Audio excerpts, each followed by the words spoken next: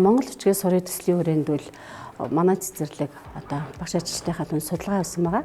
За ингээд багш ажилчдаас бол нийт одоо 3 л монгол бичгийг мэддэг байсан.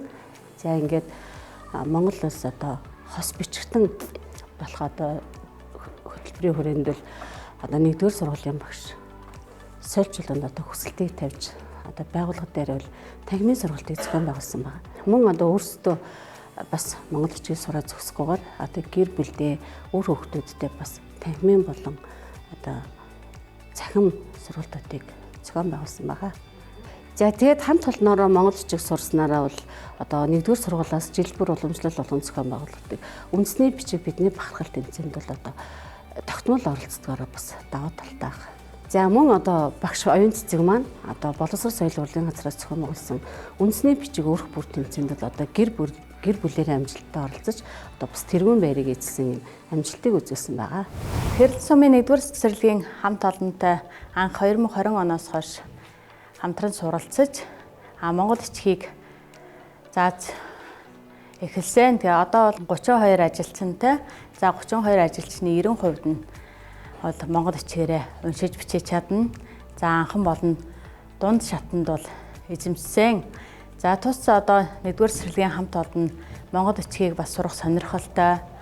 За өөртөө бас ёс заншлын өргөө бий болгох талаар ярьж байсан. Үүнийгээ хэрэгжүүлсэн байна.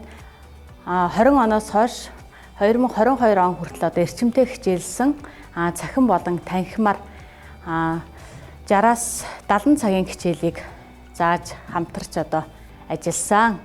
За үүний үр дүнд бол одоо манай 1-р цэцэрлэгийн хамт олон бол нэлээдгүй сайн уншиж сурсан. За цэцэрлэгийн багш нар ер нь бол янз бүрийн одоо зүйлийг хийж турших дуртай байдаг. Түүнийгээ дагаад бас үндэсний бичгээ маш сайн сурсан. Өөртөө маш сонирхолтой байсан. Багшаа одоо даалгавраа үзүүлье гэж байнга одоо намайг дууддаг.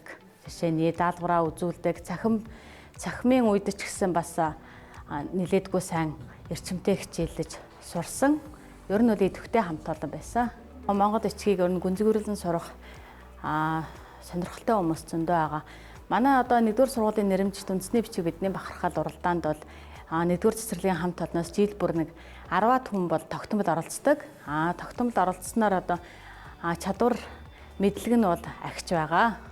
Заавал ер нь сурч судлах ёстой зүйлүүдийн нэг бол монгол бичиг юм аа. Монгол бичиг бол үндэсний өв соёл, зан заншил бүх зүйлийг багтааж идэг эрхэмсэг сайхан бичиг шүү.